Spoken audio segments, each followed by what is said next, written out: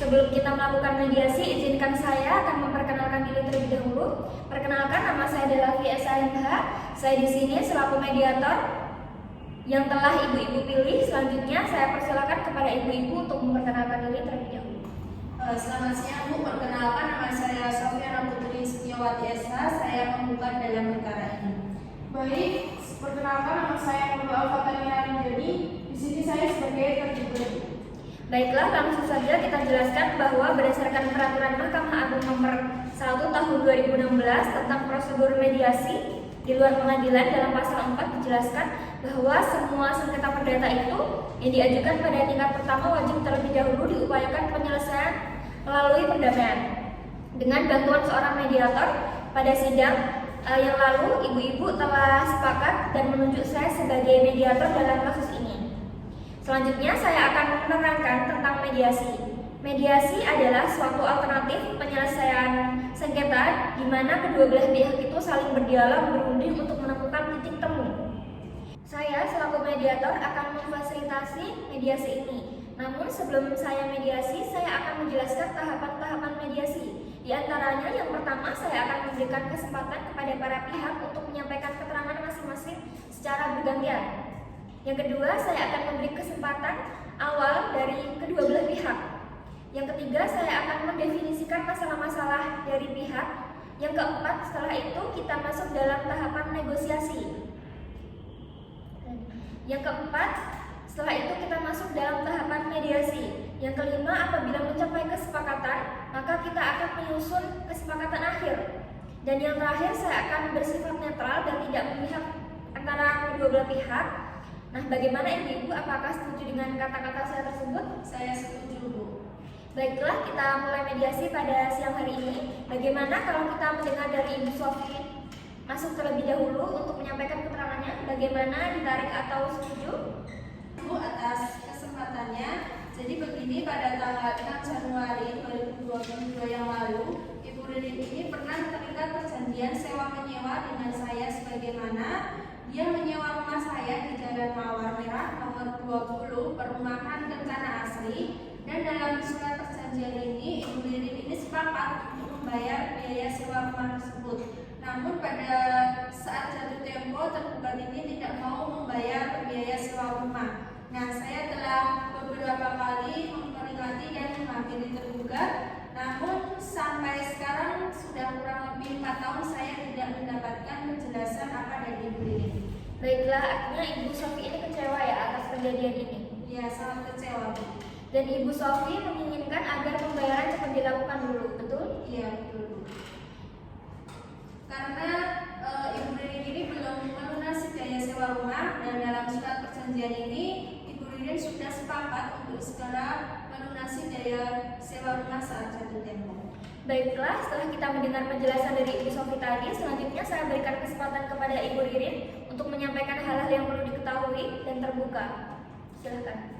Tidak ada jalan lain selain melakukan gugatan. Masih banyak jalan alternatif berunding di sana, dan saya pikir lebih dewasa untuk mendapatkan jalan keluar yang baik tanpa menjatuhkan harga diri saya. Ibu jangan beralih, saya ini sudah 3 kali melayangkan surat terhadap Ibu Ririn. Kalau Ibu memang ada itikat baik, seharusnya Ibu ini memberikan respon yang baik, bukan justru berdiam diri dan memberikan kesan tidak bertanggung jawab. Kepada ibu-ibu harap bertenang dulu ya. Kalau yang satu bicara, maka pihak lain harus mendengarkan agar kita dapat dimengerti apa kemauan dari masing-masing pihak. Kalau ibu-ibu tetap seperti ini, maka kami di sini tidak dapat dilanjutkan mediasinya. Bagaimana? Apakah ibu-ibu mau melanjutkan atau tidak? Baik, jadi begini Bu, saya menyadari betul atas keterlambatan pelunasan ini. Namun saya sudah membenarkan atas tindakan Ibu Sofi, tinggal merusak saya karena pernyataan ini. Namun kenapa nama baik saya tercoreng? Jadi ibu bisa kurang dihargai dan perlu menjaga nama baik. Kemudian ibu menginginkan bila bisa menjaga nama baik seperti itu. Iya Bu, sangat benar. Itu yang saya sangat harapkan.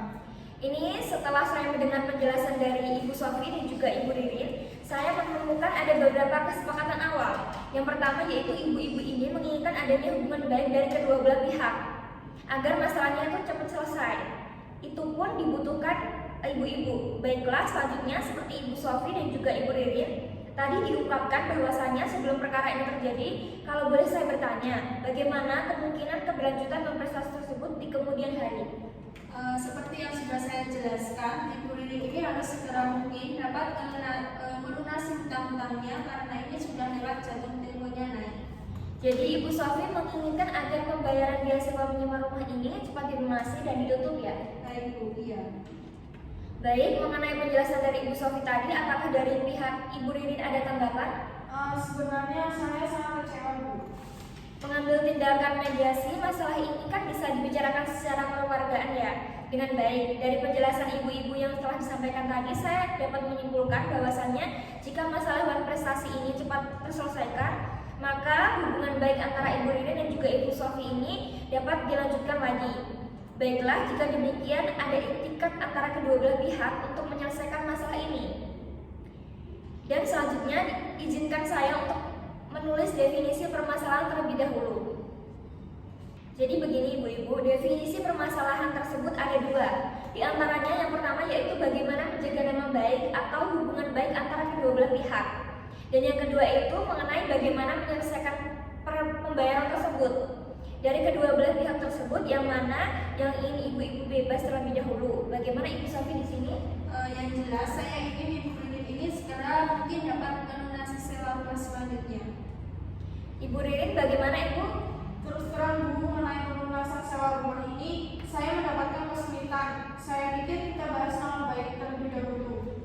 Bagaimana Ibu Sofi? Apakah dari pihak Ibu ada pertimbangan lain? Ya, saya setuju untuk membicarakan nama baik dulu Bu. Nah, jadi begini, bagaimana jika agenda pertama membahas nama baik atau hubungan baik antara kedua belah pihak tersebut ya. Selanjutnya baru mengenai pembayaran. Apakah ibu-ibu setuju? Iya, saya setuju. Setelah kedua belah pihak setuju untuk membicarakan nama baik terlebih dahulu, maka selanjutnya saya memberikan kesempatan kepada Ibu Sofi dan juga Ibu Ririn untuk mengajukan usulan mengenai pemecahan masalah. Nah, kira-kira siapa yang terlebih dahulu mau mengemukakan usulannya? Apakah Ibu Sofi atau Ibu Tari menerima usulannya? Ya.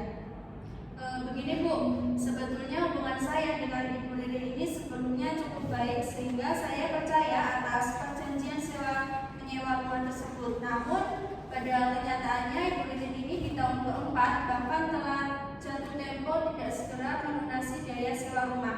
Hal ini yang sudah saya terima. Dalam hal pelunasan biaya sewa rumah, pasti akan saya melunaskan pembayarannya. Namun saya harap tidak dalam waktu dekat ini, karena saya sedang mengalami kesulitan dalam keuangan. Cara pengerjaannya ada Bu. Apakah Ibu tadi memiliki usulan memberikan kepastian pembayaran kepada Ibu Sofi? Bagaimana jika kita melakukan perjanjian tertulis yang memuat mengenai bagaimana cara pembayarannya? Tertulis beberapa di sini, nilai yang harus dibayar serta tanggungan waktu yang diberikan. Saya rasa itu sudah cukup. Saya sangat setuju sekali mengenai apa yang kita tuangkan pada perjanjian tersebut, bukan begitu? Baiklah, sebelum kalau boleh saya menyampaikan, bagi Ibu Ririn dan juga Ibu Sofi sama-sama menginginkan adanya kelanjutan hubungan baik di kemudian hari. Namun masih membutuhkan waktu untuk memikirkan cara terbaik mengenasi pelunasan pembayaran di kemudian hari yang dapat diterima oleh kedua belah pihak. Bagaimana kita membahas usulan nomor 1, yaitu melanjutkan untuk menjaga nama baik dan tetap berhubungan baik. Apakah ibu-ibu memiliki usulan masalah ini? Ya jelas, untuk keberlanjutan selanjutnya Ibu Sofi tidak mengambil tindakan. Pendapatan semacam ini, kalau masalah ini bisa dibicarakan dengan baik, dengan begitu Ibu Ririn tetap akan membayar biaya sewa rumah tersebut dan berjanji akan menjaga nama baik. Maksud baik saya melihat Ibu Ririn ini beriktikat. Baik, untuk menjaga nama baik masing-masing pihak, selanjutnya bagaimana tanggapan Ibu Sofi? Silakan Ibu. Ya, pada dasarnya saya juga tidak menginginkan hal seperti ini terjadi Bu. Kalau memang ada kejelasan dari Ibu Ririn mengenai pelunasan biaya sewa rumah ini, baik dari penjelasan para pihak, saya melihat Ibu Sofi dan juga Ibu Ririn ini sepakat untuk menjaga nama baik masing-masing dalam hal selanjutnya. Kita beranjak ke permasalahan nomor 2, yaitu kewajiban pelunasan biaya sewa rumah. Bagaimana, ada tanggapan dari Ibu Ririn mengenai pelunasan sewa rumah ini? Saya pasti akan segera melunasi. Hanya saja seperti yang saya sampaikan sebelumnya, saya mohon kesabaran Ibu Sofi karena saya meminta penundaan pembayaran sampai 3 bulan ke depan. Bagaimana Ibu Sofi dari pihak Ibu Ririn sudah memberikan kesepakatan soal pembayaran? Ada tanggapan yang baik? Tidak masalah, asalkan 3 bulan ke depan saya mau semua biaya sewa rumah tersebut ini sudah lunas, Bu. Oke, jadi begini. Pihak Ibu Sofi ini membutuhkan kepastian dari Ibu Ririn. Apakah Ibu bisa menjamin bahwa semua biaya sewa itu akan lunas dalam 3 bulan ke depan? Iya Bu, saya menjamin. Jadi begini, asal saya berhutang kepada Ibu Sofi, maklum ini keperluan dan anggaran modal usaha saya. Jadi untuk 3 bulan ke depan usaha saya akan ada banyak tempat pembayaran dan saya akan melunasinya. Nah, jadi gini, menurut saya ini usulan Ibu Ririn ini sudah konkret. Bagaimana tanggapan Ibu Sofi atas usulan dari Ibu Ririn tersebut? Terus terang, sebetulnya saya ingin pembayaran utang ini dapat segera bisa dilunasi, Bu. Namun mereka tidak apa-apa. Namun pada bulan ketiga Ibu Ririn harus melunasi semua biaya sewa rumah tersebut. Baiklah, pada pertemuan mediasi ini kita telah mencapai kata sepakat yang mengenai saling menjaga nama baik atau menjaga hubungan baik dan melakukan pembayaran dengan cara membayar kontan pada bulan ketiga. Artinya 3 bulan ke depan harus lunas dibayarkan biaya sewa rumah secara lunas oleh Ibu Ririn kepada Ibu Sofi. Baiklah, selanjutnya kita akan mempersiapkan kesepakatan perdamaian yang mana nantinya ini dalam kesepakatan tersebut para pihak harus menambahkan klausul apakah gugatan ini dicabut atau kesepakatan perdamaian yang dihubungkan pada putusan majelis hakim yang melarikan akta perdamaian.